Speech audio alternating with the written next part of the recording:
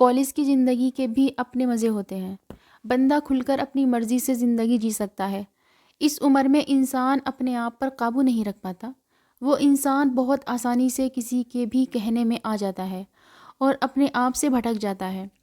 उसको वही सही लगता है जो उससे दूसरे कहते हैं, जबकि आपकी ज़िंदगी अच्छी चल रही होती है।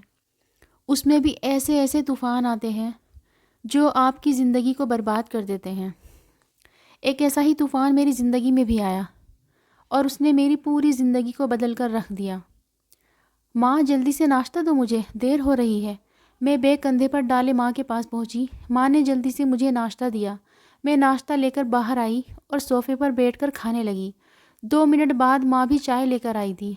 माँ मेरे पास बैठकर अपना मनपसंद सीरियल देखने लगी। जाने माँ को रोज़ रोज़ क्या होता जा रहा था। हर रोज़ कॉलेज से आने के बाद मेरे बैग को चेक करती और सुबह जाते वक्त भी पता नहीं माँ उसमें क्या ढूंढती रहती थी। आज भी माँ ने घी वाले हाथ मेरी किताबों को लगाए तो मुझे गुस्सा आया। मैं नाश्ता कर चुकी थी। अचानक मुझे एक बात याद आई, मैं इतनी बड़ी गलती कैसे कर सकती थी।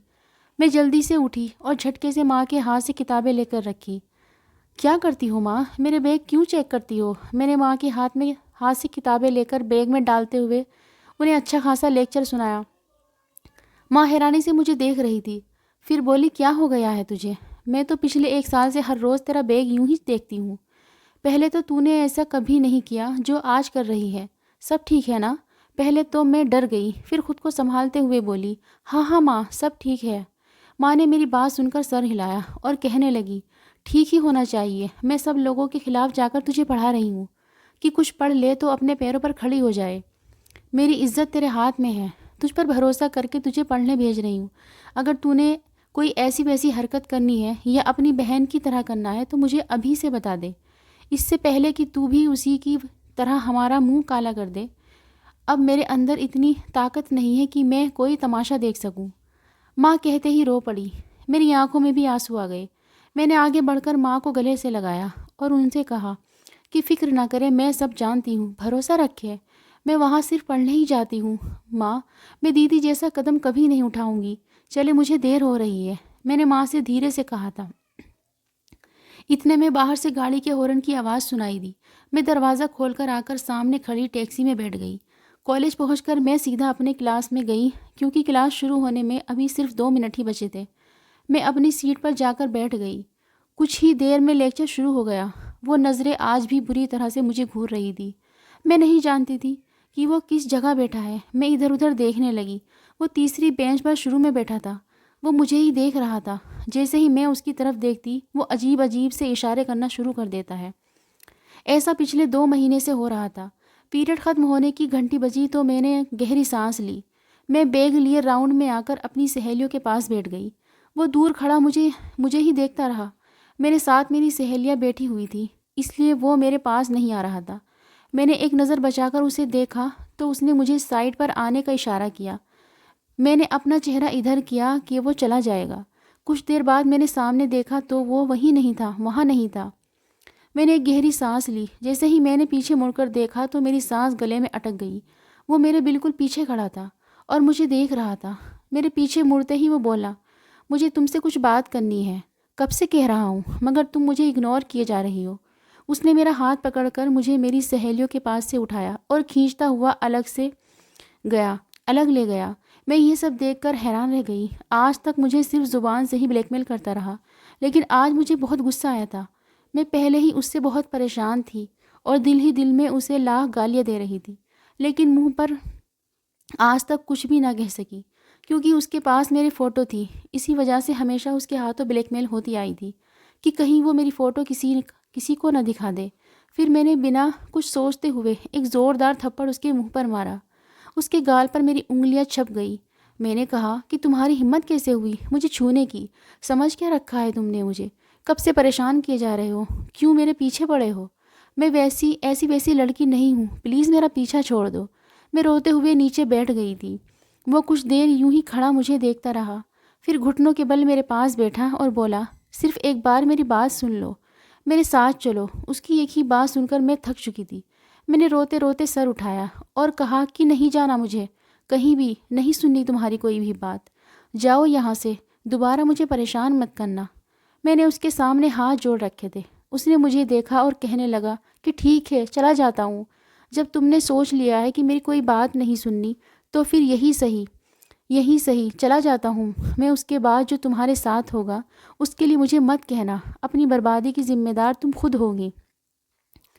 वो अपनी बात कहते ही वहाँ से निकल गया था।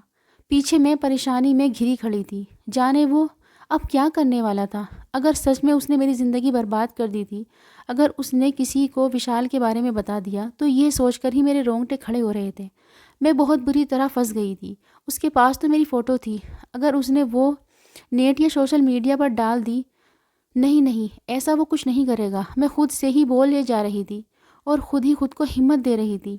काफ़ी देर के बाद मैं वहाँ से सीधा ऑफिस में आई और पैदल ही घर के लिए निकल पड़ी। मैंने फ़ैसला कर लिया था कि मुझे क्या करना चाहिए। मैं नहीं जानती थी कि मेरा ये फ़ैसला मुझे किस कदर मुसीबत में डाल सकता है। मेरा नाम कनिका है। मेरी उम्र 28 साल है। ये कहानी उस वक्त की है जब मेरी उम्र 17 साल की थी और मैं 12वीं क्लास में पढ़ती थी। माँ, बाबा और बहन के साथ रहती थी। मेरे बाबा की कई एकड़ ज़मीन थी। बाबा का कोई बेटा न था जो उनके साथ में उनका काम करता। माँ, बाबा हम दोनों बहनों से बहुत प्यार करते थे। बाहर आना जाना, घूमना फिरना, इन चीज़ों पर हमें कभी कुछ नहीं कहते थे। मेरी बहन ने 10वीं पास की तो उसने बस कॉलेज में एडमिशन की बात की थी। इस बात पर हम सब बहुत हैरान हुए थे, क्योंकि मेरी बहन शुरू से पढ़ाई से दूर भागती थी। पढ़ाई के नाम पर उसकी जान जाती थी। बाबा के कहने पर ही उसने कहा था कि वो सिर्फ 10वीं तक ही पढ़ेगी। हमारे घर के पास कोई भी गर्ल्स कॉलेज न था। कॉलेज एक ही था और उसमें लड़के और लड़कियां सब आते थे। बाबा को हम पर पूरा भरोसा था, तो उसी कॉलेज में एडमिशन करा दिया। मेरी बहन रोज़ाना बड़ी खुशी से कॉलेज आने जाने लगी। स्कूल में तो छुट्टी कर लेती थी, लेकिन कॉलेज तो वो रोज़ जाया करती थी। उसने अपने लिए बाबा से मोबाइल फ़ोन भी मंगवा लिया था। हमें लगता था कि वो दिन रात मेहनत करके पढ़ाई कर रही है, मगर वो तो कुछ और ही करती थी। मैं ऐसा नहीं करती थी। मैं अपनी बहन जैसी नहीं थी। मुझे बचपन से ही विशाल अच्छा लगता था। वो मेरे साथ ही पढ़ता था और पहले हमारे घर के पास ही अपनी फैमिली के साथ रहता था। वो मुझसे 7 साल बड़ा था। वक्त के साथ साथ जब हम एक दूसरे को समझने लगे, तब वो लोग शहर शिफ्ट हो गए। फिर मेरी बड़ी बहन की हरकतें अब रोज़ रोज़ बढ़ती जा रही थी। कॉलेज से भी शिकायतें आना शुरू हो गई थी। माँ को कुछ समझ नहीं आ रहा था। मेरी बहन तो सारी सारी रात किताबें लिए बैठी रहती थी, पर उसके काम अच्छे नहीं थे। जब तक बात समझ में आई, पानी सर से ऊंचा हो चुका था। मेरी बहन किसी लड़के से मोहब्बत कर बैठी थी। उसने एडमिशन पढ़ाई के लिए नहीं, बल्कि उस लड़के के लिए लिया था जो उसी के साथ कॉलेज में पढ़ता था। वो दोनों एक दूसरे से मिलते थे और सारी सीमा पार कर चुके थे। मेरी बहन की तबीयत ख़राब रहने लगी थी, लेकिन उसने कुछ ख़ास ध्यान न दिया। माँ ने 1-2 बार डॉक्टर के पास चलने का कहा, लेकिन मेरी बहन ने ये कहकर मना कर दिया कि माँ, पेपर आने वाले हैं, इसलिए पढ़ाई ज़्यादा करने की वजह से तबीयत ख़राब रहती है। फिर माँ ने भी उसे कुछ भी नहीं कहा, लेकिन जो कुछ हो रहा था उस पर यकीन करना बहुत ही मुश्किल था। एक दिन कॉलेज से आते वक्त बीच सड़क पर गिरकर बेहोश हो गई। गांव के लोग उसे क्लिनिक लेकर गए। कुछ ही देर में पूरे गांव में यह बात किसी आग की तरह फैल गई कि ज़मींदार की बेटी बिना शादी के माँ बनने वाली है। हमारे लिए तो यह खबर मौत से कम न थी। बाबा को तो फालिस का अटैक आया था। माँ भी हर तरह मुंह छुपाए फिर रही थी।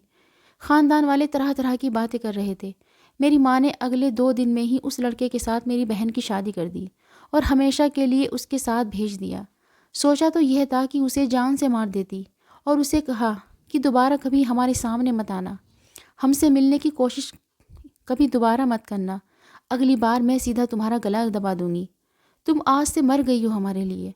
मेरी बहन को ये नहीं पता था कि बात इस कदर बढ़ जाएगी। उस दिन वो रोते हुए हमेशा के लिए हमारे घर से चली गई। मैंने इन सब के बाद खुद ही कॉलेज छोड़ दिया था। गांव वाले कहीं नहीं निकलने देते थे। माँ जल्द से जल्द मेरी भी किसी से शादी कराना चाहती थी। उन्होंने 1-2 जगह मेरे रिश्ते की बात भी कर ली थी। मैं दिल ही दिल में दीदी को बुरा कहती थी, जिसकी वजह से मेरे साथ यह सब कुछ हो रहा था। कुछ दिन के बाद माँ ने एक रिश्ता फाइनल कर दिया। लड़का मुझसे 5 साल बड़ा था। माँ तो सोच रही थी कि अभी इसकी शादी कर दूँ, लेकिन मेरी किस्मत अच्छी थी कि अभी मेरी शादी करने की उम्र न हुई थी। हमारी पूरी बिरादरी के सामने द्वारा शहर की थी। लड़के को देखते ही मैं हैरान रह गई। मेरी जिस लड़के के साथ बात पक्की हुई थी वो कोई और नहीं बल्कि वही लड़का था जो मेरे साथ पढ़ता था। मैं अब बहुत खुश थी क्योंकि वो एक अच्छा सुलझा हुआ और शरीफ लड़का था। वहाँ भी हर कोई उसकी तारीफ़ करता था। वो दूसरों की मदद करना अपना काम समझता था। यहाँ भी मेरी किस्मत ने मेरा साथ दिया था, वरना माँ का बस चलता तो 60 साल के बुढ़े के साथ ही मेरी शादी करा देती। उसकी माँ ने मेरी माँ से बात की। उन्होंने कहा कि अभी उसे पढ़ने दें। माँ ना मानी, लेकिन फिर मेरे मंगेतर ने अपनी गारंटी दी। वो उसी कॉलेज में पढ़ता था। काफ़ी दिनों बाद के बाद माँ मान गई। मेरे मंगेतर ने अपनी जिम्मेदारी पर मेरे कॉलेज आने और जाने के लिए पिक एड ड्रॉप टैक्सी लगवा दी। उसमें 2 लड़कियाँ और भी जाती थी, लेकिन अब माँ मुझ पर भरोसा न कर सकी। वो हर रोज़ आते जाते मेरा बैग चेक करती और मुझ पर कड़ी नज़र रखती थी। आजकल एक और बात भी काफ़ी फैल रही थी, जिसका डर बाकी सबके साथ साथ माँ के दिल में भी बैठ गया था। गांव से अचानक लड़कियां गायब हो जाती और काफ़ी ढूंढने के बाद भी न मिलती। सबको यही डर था कि कोई दरिंदा गांव में घुस आया है। इसी डर से माँ रात को मुझे अपने कमरे में सुलाती और जब तक मैं सो न जाती तब तक वो खुद भी ना सोती। उनको डर था कि कहीं मैं भी अपनी बड़ी बहन की तरह उनकी इज्जत मिट्टी में न मिला दूँ, या फिर वो दरिंदा मुझे कहीं कोई नुकसान ना पहुँचा दे। वक्त गुजरता रहा। मुझे कॉलेज जाते 1 साल हो गया था। अब तो कॉलेज से भी लड़कियां गायब होना शुरू हो गई।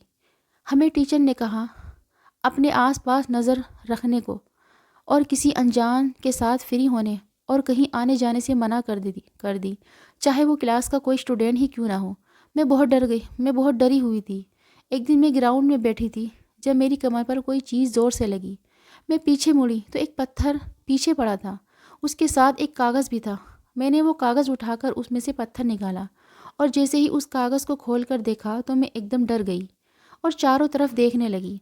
हर कोई अपने काम में लगा हुआ था।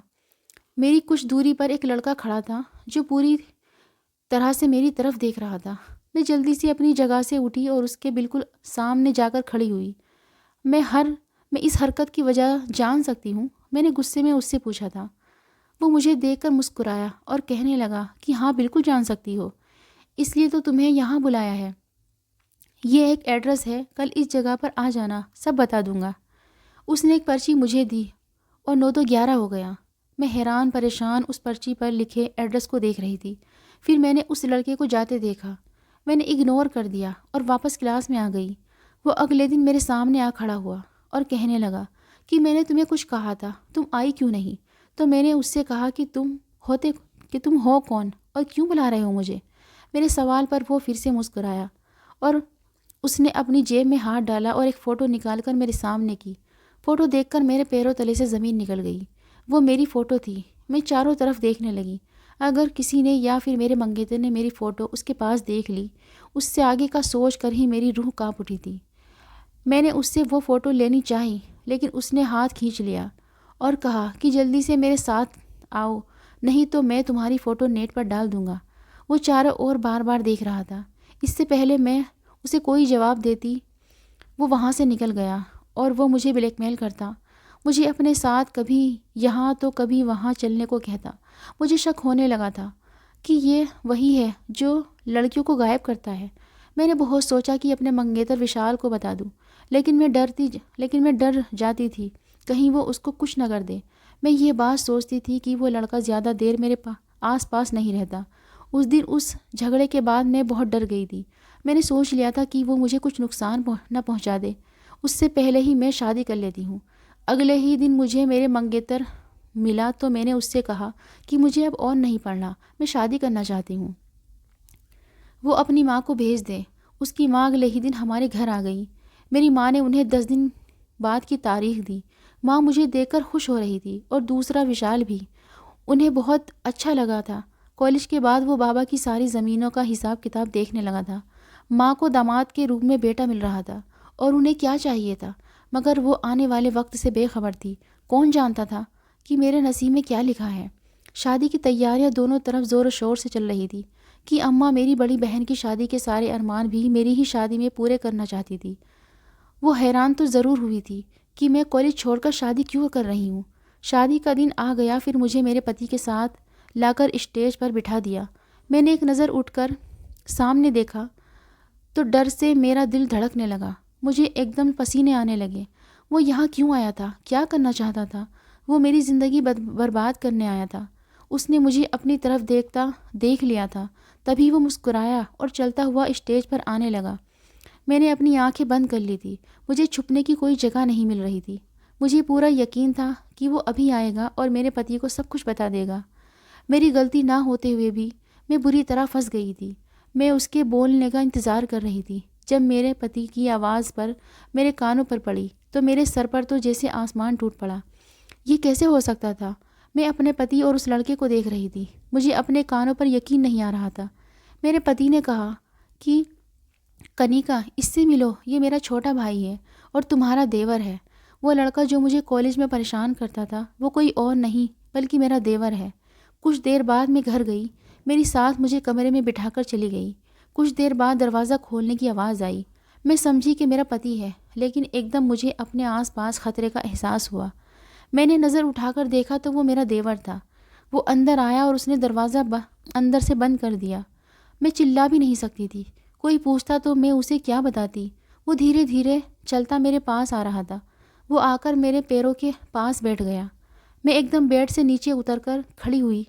वो मेरे साथ ही उठकर मेरे सामने आ खड़ा हुआ और मेरा हाथ पकड़कर दरवाज़ा खोलकर कमरे से बाहर निकल गया। जाने वो क्या करने वाला था। वो ऊपर वाले पोर्शन से नीचे आया। वो मुझे लिए एक अंधेरी सी जगह से जा रहा था। वहाँ एक बंद दरवाज़ा था। उसने वो दरवाज़ा खोला और नीचे उतरने लगा। ये उस घर की बेसमेंट थी। बेसमेंट में पहुंचकर मेरे देवर ने मेरा हाथ छोड़ा। मैंने उसे कहा कि तुम मुझे यहाँ क्यों लाए हो? देखो, मुझे जाने दो। मैं तुम्हारे भाई की इज्जत हूँ, तुम्हारी भाभी हूँ। मेरी बात सुनकर उसने गुस्से से अपना हाथ दीवार पर ज़ोर से मारा। इसी बात का तो अफसोस है कि तुम मेरी भाभी हो। कब से तुम्हें बताने की कोशिश कर रहा था कि विशाल से शादी मत करो, वो तुम्हारे लायक नहीं है, लेकिन तुम मेरी बात सुनती तो तब ना। कितनी कोशिश की थी मैंने तुम्हें बचाने की, लेकिन तुमने खुद ही कुएं में छलांग लगाई है। वो तुम्हारा पति जिस पर तुमने आंखें बंद करके भरोसा किया है, वो इस लायक ही नहीं कि उस पर भरोसा किया जा सके। और तुम बेवकूफ़ लड़की, क्या कहूँ अब तुम्हें। मेरा देवर बहुत गुस्से में लग रहा था, लेकिन वो मेरे पति के बारे में जो बातें कर रहा था मुझे वो पसंद नहीं थी। इससे पहले कि मैं कुछ कहती उसने आगे बढ़कर एक झटके से सामने का दरवाज़ा खोल दिया। अंदर की हालत देखकर मैं खुद से ही नज़रें चुराने लगी। ये सब क्या है? मैंने चिल्लाते हुए अपने देवर से पूछा था। उसने जो कुछ बताया मेरे लिए अपने पैरों पर खड़ा रहना मुश्किल हो गया। मेरा पति, जिसे सब अच्छा और दूसरों की मदद करने वाला समझते हैं, वो एक बहुत बड़ा इसमें था। उसके अंदर ऐसी ही लाखों बुराइयां थी। हर गलत काम करने का ठेका जैसे उसी ने ले रखा था। पिछले कुछ दिन पहले उसे छापे पड़ने से उसको करोड़ों अरबों का नुकसान हुआ था, लेकिन खुद वो चालाकी से सबकी नज़रों से बच गया था। उसका सरमाया कम पड़ गया था। उसकी डीलिंग रुक गई थी। इसलिए उसने मुझसे शादी की, क्योंकि मेरे पास बहुत सारी दौलत और जायदाद थी। उसकी पावर इतनी कि आज तक उसने कभी अपने पीछे कोई सबूत न छोड़ा था। सबके सामने वो शरीफ और अच्छा बनकर रहता था, लेकिन सच में वो क्या था, ये जानकर मेरी जान निकलने लगी। मेरा पति ही वो दरिंदा था जो गांव और कॉलेज से लड़कियों को गायब करता था। मेरा देवर मुझसे मोहब्बत करता था, लेकिन जब उसे पता चला कि उसका भाई मुझसे शादी कर रहा है तो उसने मुझसे समझाने की कोशिश की। वो मुझे ब्लैकमेल भी करता रहा, लेकिन मेरे पति के डर की वजह से कभी ज़्यादा देर मेरे पास ना रुकता था। मैं खड़ी अपनी किस्मत पर रो रही थी। सामने कमरे में लड़कियां बुरी हालत में बेहोश पड़ी थी। ये सारी लड़कियां मेरा पति स्मेलिंग के लिए लाया था। मेरे देवर को इस ठिकाने का आज ही पता चला था। तभी उसने फ़ौरन पुलिस को खुफिया रेड करने का कहा। रेड के लिए उसने रात को कहा था, क्योंकि उस वक्त मेरा पति इस तहखाने में था। पुलिस ने उसको रंगे हाथों पकड़ लिया था। उन सारी लड़कियों को उससे छुड़ा दिया था, लेकिन मैं अपनी ज़िंदगी बर्बाद कर चुकी थी। काश कि मैं अपने देवर की बात सुन लेती, आज ये दिन ना देखना पड़ता। मेरी सास ने भी अपने बेटे के इस काम में उसका साथ दिया था। उसे भी उसके बेटे के साथ ही जेल में सड़ने के लिए डाल दिया था। मुझे मेरे बचपन की मोहब्बत में ले डूबी थी। मैं बर्बाद होकर रह गई थी। मेरे पति का अब जेल से रिहा होना बहुत ही मुश्किल था।